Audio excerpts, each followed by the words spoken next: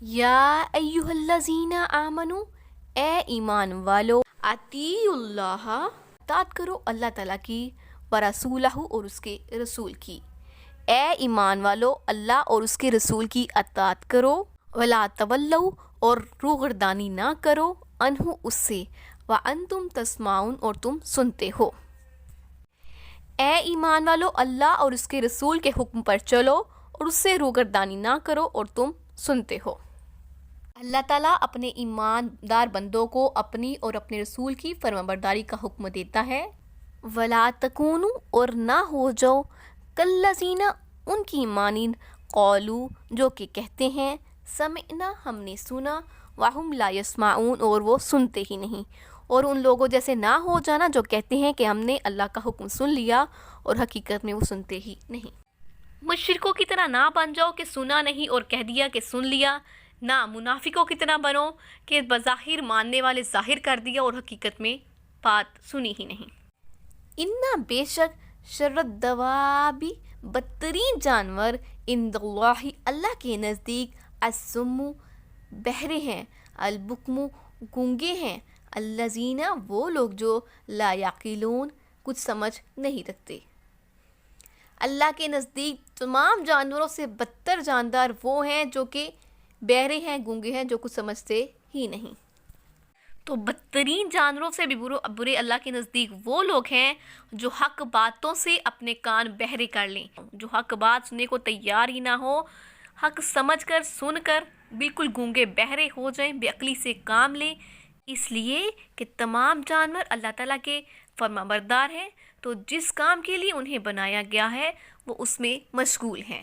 مگر انسان عبادت کے لیے پیدا کیا گیا ہے، لیکن انسان کفر سے کام لیتا ہے۔ چنانچہ اور آیت میں انہیں جانوروں سے تشبیہ دی گئی ہے۔ فرمان ہے مَثَلُ الَّذِينَ كَفَرُوا كَمَثَلِ الَّذِي يَنْعِقُ بِمَا لَا يَسْمَعُ إِلَّا دُعَاءً وَنِدَاءً، یعنی کافروں کی مثال ایسی ہے جیسے کوئی انہیں آواز دے تو پکار کے سوا کچھ سنتے ہی نہیں۔ اور آیت میں ہے تو یہ لوگ جانوروں کی طرح ہیں بلکہ ان سے بھی زیادہ بہکے ہوئے اور غافل ہیں۔ وَلَوْ اور اگرچہ عالم اللہ جانتا اللہ تعالیٰ فیہم ان میں خیرن کوئی بھلائی، تو اللہ اگر ان میں کوئی بھلائی جانتا لَأَسْمَعَهُمْ تو البتہ وہ ضرور سنتے۔ اگر ان میں اللہ تعالیٰ کو کوئی برائی نظر آتی تو وہ ضرور سن سکتے، ضرور ہدایت کو سمجھنے کی کوشش کرتے۔ وَلَوْ اور اگرچہ اسمعہم وہ سنتے ہیں، ان کو سمجھ میں آتا ہے، لَتَوَلَّوْا لیکن وہ منہ پھیر لیتے ہیں، وَهُمْ مُعْرِضُونَ اور وہ منہ پھیرنے والے ہیں۔ اگر ان میں کوئی بلائی اللہ تعالیٰ کو نظر آتی تو وہ ضرور سنتے، ضرور ہدایت کی باتوں پر غور کرتے، لیکن وہ سنتے تو ہیں، ان کے کان تو ہیں، لیکن وہ کیا کرتے ہیں؟ روگردانی سے کام لیتے ہیں، اور اللہ تعالیٰ فرماتے ہیں کہ وہ ہیں ہی منہ پھیرنے والے۔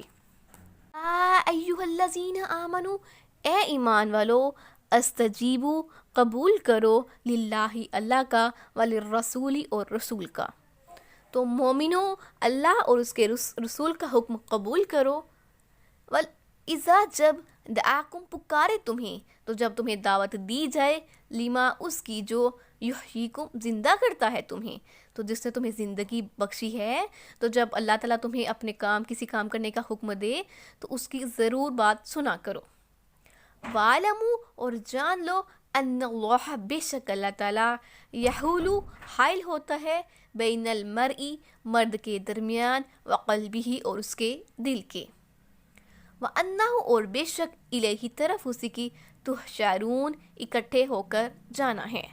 تو مومنو اللہ اور اس کے رسول کا حکم قبول کرو، جب اللہ کا رسول تمہیں ایسے کام کے لیے بلائیں جو تم کو زندگی بخشتا ہے، اور جان رکھو کہ اللہ آدمی اور اس کے دل کے درمیان حائل ہو جاتا ہے، اور یہ بھی کہ تم سب کو اللہ کے پاس حاضر ہو کر جانا ہے۔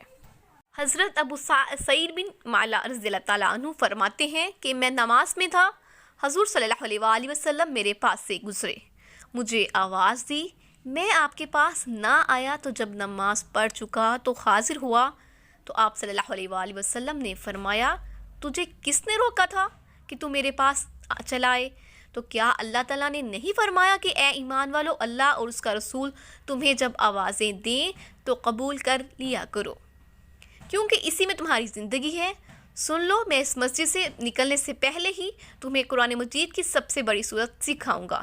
تو جب حضور صلی اللہ علیہ وآلہ وسلم نے مسجد سے جانے کا ارادہ کیا تو میں نے آپ کا وعدہ یاد دلایا، تو آپ نے وہ سورت فاتحہ بتائی۔ مسند احمد میں ہے کہ حضور صلی اللہ علیہ وآلہ وسلم اکثر فرمایا کرتے تھے کہ اے دلوں کے پھیرنے والے، میرے دل کو اپنے دین پر ثابت رکھ۔ تو ہم نے عرض کی، یا رسول اللہ صلی اللہ علیہ وآلہ وسلم، ہم آپ پر اور آپ پر اتری ہوئی وحی پر ایمان لا چکے ہیں، کیا پھر بھی آپ کو ہم سے خطرہ ہے؟ تو آپ نے فرمایا، ہاں، اللہ کی انگلیوں میں سے 2 انگلیوں کے درمیان دل ہے، وہ جس طرح چاہتا ہے تبدیلیاں کرتا رہتا ہے۔ تو مسند احمد میں ہے کہ حضور صلی اللہ علیہ وآلہ وسلم یہ دعا پڑھا کرتے تھے، اے دلوں کے پھیرنے والے، میرے دل کو اپنے دین پر مضبوطی سے قائم رکھ۔ وَاتَّقُوا، اور ڈرو، فتنتن فتنے سے، لا تصیبن الذین، تو جو نہیں پہنچے گا ان لوگوں کو، ظالموا، جنہوں نے ظلم کیا، منکم، تم میں سے، خاصۃ، خاص۔ تو اس فتنے سے ڈرو جو خصوصیت کے ساتھ انہی لوگوں پر واقع نہیں ہوگا جو تم میں گناہ گار ہیں۔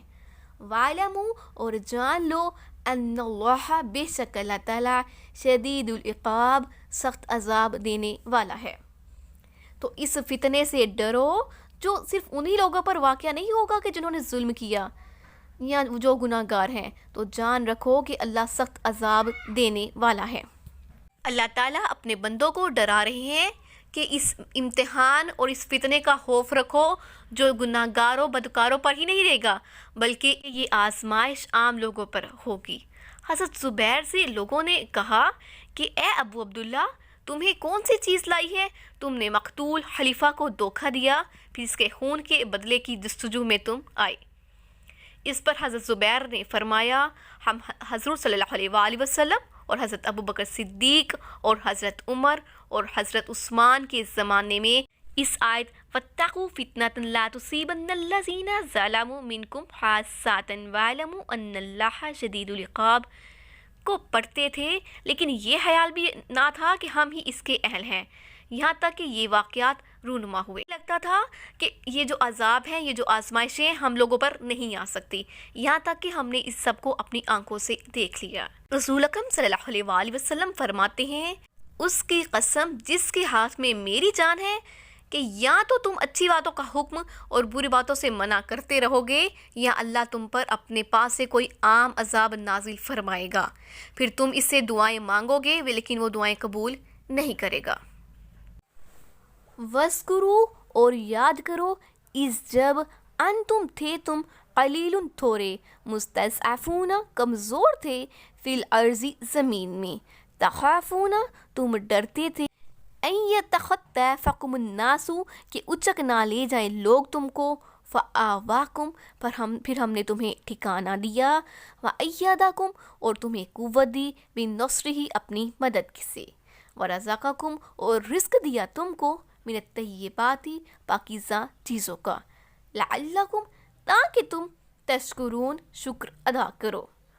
اور اس وقت کو یاد کرو جب تم زمین میں مکہ میں تھوڑے تھے اور کمزور سمجھے جاتے تھے اور ڈرتے رہتے تھے کہ کہیں لوگ تمہیں اڑا ہی نہ دیں، تو اس نے تم کو جگہ دی اور اپنی مدد سے تم کو قوت دی اور پاکیزہ چیزیں کھانے کو دی تاکہ تم اس کا شکر ادا کرو۔ اللہ تعالیٰ مومنوں کو اپنے احسانات یاد دلا رہے ہیں کہ ان کی کمزوری کو طاقت سے بدل دیا، ان کے خوف کو امن سے بدل دیا، ان کی کمزوری کو قوت سے بدل دیا، ان کی فقیری کو امیری سے بدل دیا۔ تو انہوں نے جیسے جیسے اللہ تعالیٰ کے حکم مانے ویسے ویسے ہی یہ لوگ انعام پاتے گئے۔ تو مومن صحابہ جب مکہ میں قیام کے دوران تعداد میں تھوڑے تھے، چھپتے پھرتے تھے، بے قرار تھے، ہر وقت دشمن کا خطرہ لگا رہتا تھا، تو اللہ تعالیٰ نے ایسی حالت میں انہیں مدینے کی طرف ہجرت کرنے کا حکم دیا، تو وہاں پہنچتے ہی اللہ تعالیٰ نے ان کے قدم جما دیے۔ یا ایہا الذین آمنوا، اے ایمان والو، لا تخونوا، مت خیانت کرو، اللہ، اللہ کی، والرسول اور اس کے رسول کی، وَتَخُونُوا اور مت خیانت کرو، اماناتکم اپنی امانتوں کی، وَأَنْتُمْ تَعْلَمُونَ اور تم جانتے ہو۔ اے ایمان والو، نہ تو اللہ اور رسول کی امانت میں خیانت کرو اور نہ اپنی امانتوں میں خیانت کرو، اور تم ان باتوں کو جانتے بھی ہو۔ کہا جاتا ہے کہ یہ آیت حضرت ابو لبابہ کے بارے میں اتری ہے۔ انہیں حضور صلی اللہ علیہ وآلہ وسلم نے بنو قریظہ کے یہودیوں کے پاس بھیجا تھا کہ وہ رسول اللہ صلی اللہ علیہ وآلہ وسلم کے فیصلے کی شرط کے ماننے پر قلعہ خالی کر دیں۔ ان یہودیوں نے آپ ہی سے مشورہ پوچھا تو آپ نے اپنی گردن پر ہاتھ پھیر کر انہیں بتا دیا کہ حضور صلی اللہ علیہ وآلہ وسلم کا فیصلہ تمہارے حق میں یہی ہوگا۔ حضرت ابو لبابہ رضی اللہ تعالیٰ بہت ہی شرمندہ ہوئے کہ افسوس، میں نے بہت برا کیا، اللہ اور اس کے رسول صلی اللہ علیہ وآلہ وسلم کی خیانت کی۔ تو اسی شرمندگی کی حالت میں قسم کھا بیٹھے کہ جب تک میری توبہ قبول نہیں ہوگی میں کھانے کا ایک لقمہ بھی نہیں کھاؤں گا، مر ہی جاؤں۔ مسجد نبی میں آ کر ایک ستون کے ساتھ اپنے آپ کو بندھوا دیا۔ 9 دن اسی حالت میں گزر گئے، بے ہوش ہو کر مردے کی طرح گر پڑے، یہاں تک کہ اللہ تعالیٰ نے آپ کی توبہ قبول کر لی۔ اور یہ آیات نازل ہوئی کہ لوگ آئے، آپ کو شبڑی سنائی اور آپ کو کھولنا چاہا تو انہوں نے فرمایا واللہ میں اپنے آپ کو کسی سے نہ کھلواؤں گا سوائے اس کے خود رسول پاک صلی اللہ علیہ وآلہ وسلم اپنے مبارک ہاتھوں سے مجھے کھولیں۔ چنانچہ آپ خود تشریف لائے اور اپنے ہاتھ سے انہیں کھولا تو آپ عرض کرنے لگے کہ یا رسول اللہ صلی اللہ علیہ وآلہ وسلم، میں نے نظر مانی کہ اگر اللہ تعالیٰ میری توبہ قبول کر لے تو میں اپنا کل مال اللہ کی راہ میں صدقہ کر دوں گا۔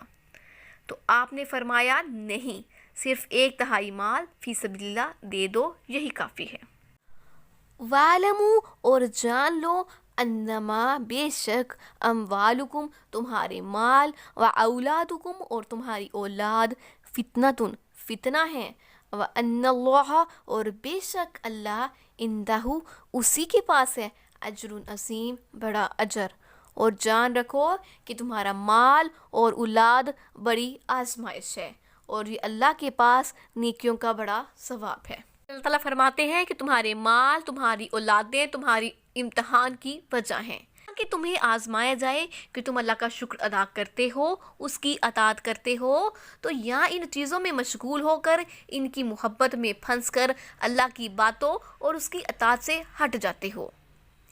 اسی طرح ہر خیر و شر سے اللہ تعالیٰ اپنے بندوں کو آزماتا ہے۔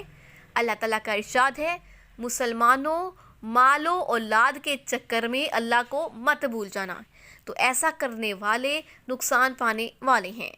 اور آیت میں ہے کہ تمہاری بعض بیویاں اور بعض اولادیں تمہاری دشمن سے ہیں، ان سے ہوشیار رہنا، سمجھ لو کہ اللہ کے پاس اجر یہاں کے مال و اولاد سے بہت بہتر ہے اور بہت بڑے ہیں، کیونکہ ان میں سے بعض تو دشمن ہی ہوتے ہیں اور اکثر بے فائدہ ہوتے ہیں۔ اللہ تعالیٰ ہر چیز کا مالک ہے، دنیا و راحت اسی کی ہے، قیامت کے ثواب اسی کے قبضے میں ہے۔ فرمان الہی ہے کہ اے ابن آدم ڈھونڈو، تم پالو گے مجھے، تو مجھے پا لینا، تمام چیزوں کو پا لینا ہے، میرا فوت ہو جانا تمام چیزوں کا فوت ہو جانا ہے، میں تیری تمام چیزوں سے تیری محبت کا زیادہ حقدار ہوں۔